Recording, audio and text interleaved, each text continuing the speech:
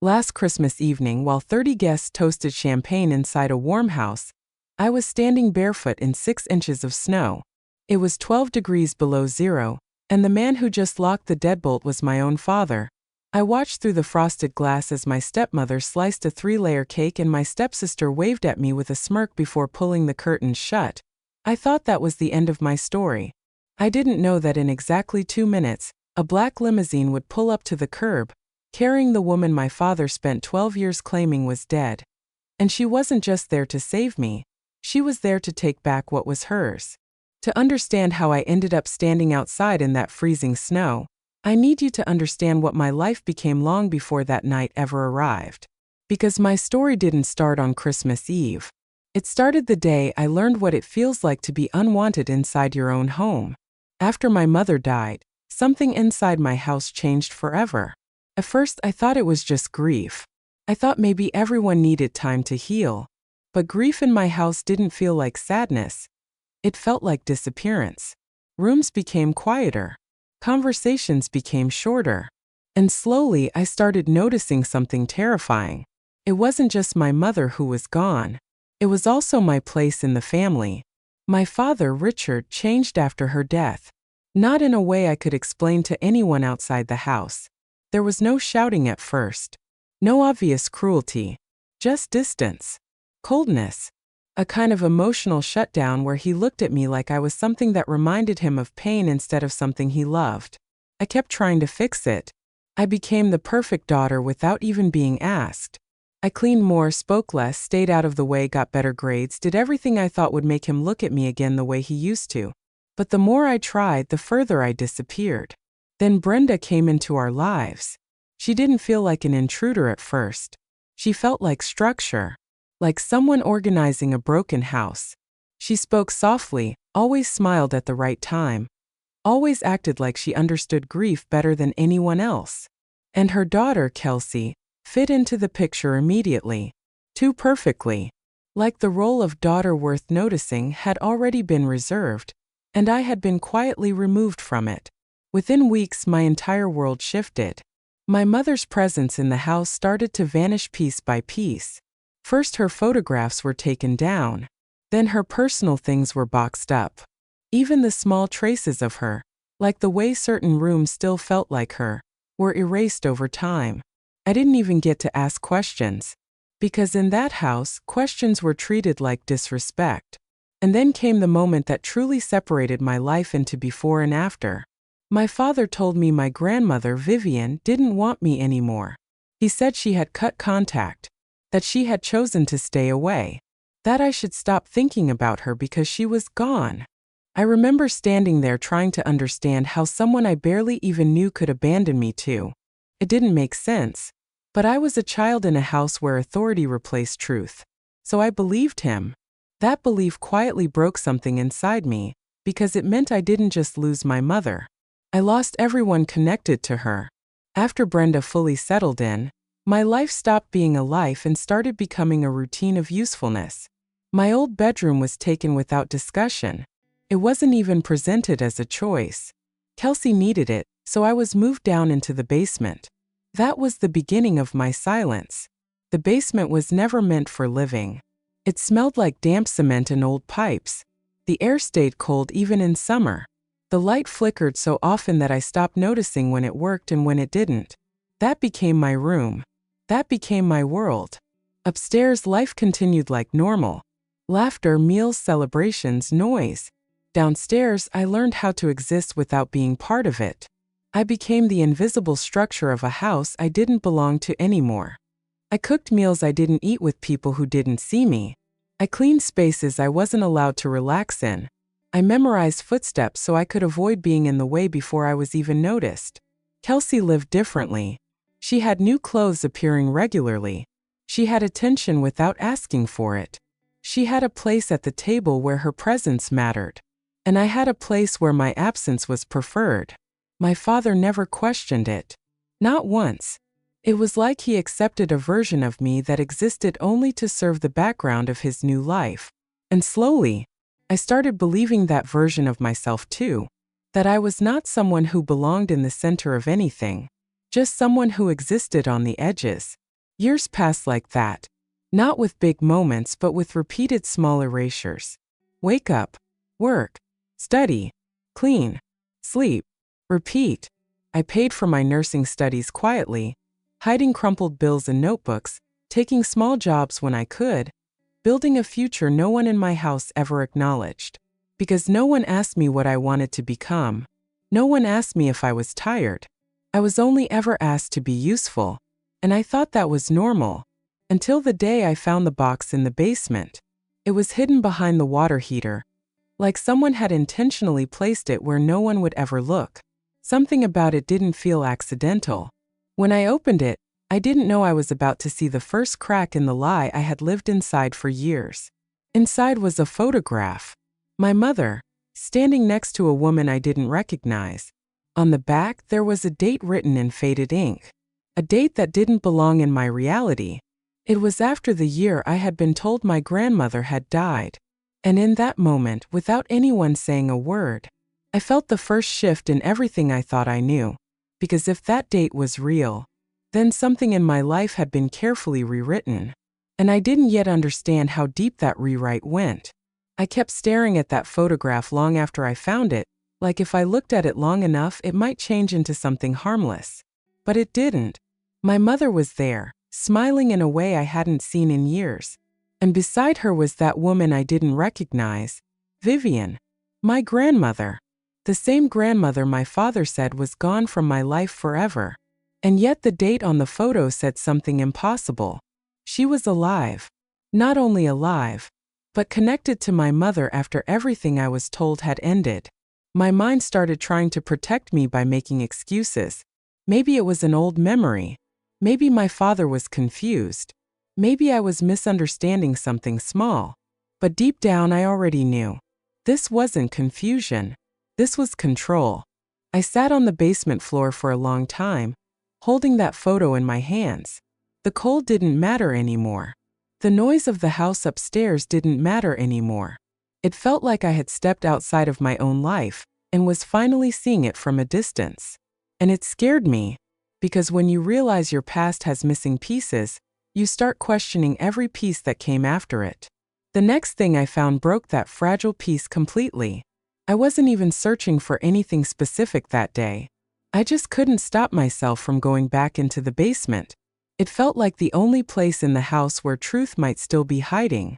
That's when I noticed something strange behind the old water heater. A loose section of wall.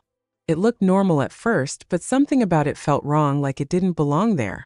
My hands were shaking before I even touched it.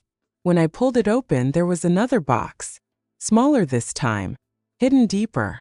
Like someone had wanted to make sure it was never found. Inside were letters. So many letters that for a moment, I couldn't understand what I was looking at. They were all addressed to me. My name was written on every single envelope. But every envelope had one stamp repeated again and again. Return to sender. My breath caught in my throat. I picked one up slowly, afraid it might disappear if I moved too fast. The handwriting was elegant, soft, full of care. It was from Vivian, my grandmother. It felt placed, hidden with intention. My heart started beating faster as I pulled the brick out. Behind it was another small space. And inside it was something I was not prepared for. A second stack of letters, even older this time. But these weren't just addressed to me. Some were addressed to my father. My hands froze. That changed everything. Because now it wasn't just about me being hidden. It was about something between adults, something I was never meant to understand as a child. I opened one carefully. The handwriting was the same as before. Vivian, my grandmother. But the tone was different this time. Not just love, worry, fear. In one letter, she wrote about wanting to meet me in person. In another, she mentioned legal rights. In another, she mentioned my father refusing her access. My chest tightened as I read faster. Piece by piece, a picture was forming that I didn't want to see, but couldn't stop seeing. My father hadn't just told me she was gone. He had been actively keeping her away. Blocking contact, rejecting communication, controlling what I was allowed to know about my own family. And then I found something that made my stomach drop completely. A copy of a property document. A house deed. My hands shook as I looked at it. The house I had lived in all my life. The house I had been moved into the basement of. The house where I had been treated like I didn't matter. It had a name on it. Not my father's. Not Brenda's. Vivian's. My grandmother owned the house. I read it again, slower this time, hoping I had misunderstood it. But I hadn't. It was real. My entire childhood had been lived inside a house that legally belonged to the woman my father told me was dead. My head started spinning. Everything I thought was stable, everything I thought was normal, started falling apart in real time. Because if this was true, then my father hadn't just lied about my grandmother. He had been living inside something that was never fully his. And I had been raised inside that lie. I sat there on the cold basement floor, holding papers that changed everything I believed about my life. My hands were shaking so badly I could barely keep them steady. And for the first time in years, I wasn't afraid of being punished. I was afraid of what would happen when the truth finally found its way out of that house. Because now I knew something dangerous. I wasn't just a forgotten daughter. I was living proof of a secret that someone had worked very hard to keep buried. And secrets like that don't stay hidden forever. I didn't tell anyone what I found. Not yet. Because the moment I held that property document in my hands, I understood something terrifying. Truth doesn't just change your life. It puts you in danger when the wrong people are protecting the lie. So I stayed quiet. The next few days felt like walking through a house that was pretending nothing had happened. My father acted normal. Brenda acted normal. Even Kelsey acted like nothing in the world had ever been different. But I wasn't normal anymore. I watched everything closely now. Every word. Every movement. Every silence. And I started noticing the cracks. The way my father's eyes would briefly harden whenever I came too close to certain topics. The way Brenda would interrupt conversations suddenly when anything about the past came up. It was like they were all standing on top of something fragile. And I was the only one who could see the cracks forming underneath. I stopped sleeping properly. Every time I closed my eyes, I saw the letters. The deed. My grandmother's name. Vivian. Alive. Real. And somehow closer to me than I had ever been allowed to know. But I still didn't know how to reach her. Or if I even could. Then Christmas Eve arrived. The day everything finally broke open. The house was different that morning. There was excitement everywhere. Decorations, music, guests arriving. 30 people were expected. A perfect family celebration. At least on the surface. I was put in charge of preparing the food. As always. Breakfast, lunch, and then the massive Christmas dinner. I worked for hours. 15 hours turned into 18. Cooking, cleaning, setting tables, running up and down stairs while everyone else laughed and enjoyed the day. No one asked if I was tired. No one asked if I had eaten. I just kept going. Because that was what I had been trained to do. Be useful. Be silent. Don't disturb the picture. By evening, the house looked perfect. A Christmas tree glowing in the corner. Food covering every table. Guests laughing in every room. From the outside, it looked like happiness. From the inside, I felt like I didn't exist in it. When dinner ended, everyone moved to the living room for gifts. I stood near the edge watching. 30 guests. 32 gifts under the tree. I counted them twice. Something felt wrong immediately. I kept waiting for someone to call my name. To hand me something. Anything. But the unwrapping began. Laughter. Surprises. Excitement. One by one names were called. And one by one gifts were opened. I stood there quietly watching it all, feeling something heavy building in my chest. Because I started to understand what was happening. Every single person had a gift. Every single person except me. I waited until the end. Until the last box was opened. And then I finally spoke. My voice was small. Careful. Dad, is there one for me? The room didn't react immediately. It just stopped. Like someone had paused the entire house. Even the laughter disappeared. My father looked at me for a long moment. Not surprised. Not confused, just cold. Then he stood up, walked toward me, and grabbed my arm. Not gently, not hesitantly, firmly. And before I could even understand what was happening, he dragged me through the hallway, past the guests, past the Christmas lights, past the warmth of the room I was never really part of. And then he opened the front door. Cold air exploded into my face. Snow was falling hard outside. The wind cut through my clothes instantly, and he pushed me out, right into the storm. I stumbled, barely catching myself in the freezing snow. Behind me I heard his voice. Not loud, not angry, just final. Come back when you learn some respect. The door closed, locked, and just like that, I was outside, barefoot, in freezing snow. While the house behind me continued to laugh like nothing had happened, I sat there for a moment, not moving. Not because I didn't feel the cold, but because I couldn't process what just happened. This wasn't punishment. This was erasure. And as I looked through the frozen glass at the family I once believed I belonged to, I realized something painful but clear. I had never been part of their world, not even for a moment. And that was when the headlights appeared in the distance. Slow, bright, approaching through the snow. A black limousine coming closer with every second. And I didn't know it yet, but my life was about to change again. Forever. The headlights grew brighter through the falling snow, cutting through the storm like a warning I didn't understand yet. At first I thought maybe it was just another car passing by. No one comes for me. That thought was so normal in my life that I didn't even question it. But this car didn't pass. It slowed, then stopped Brahma in front of the house. A long black limousine.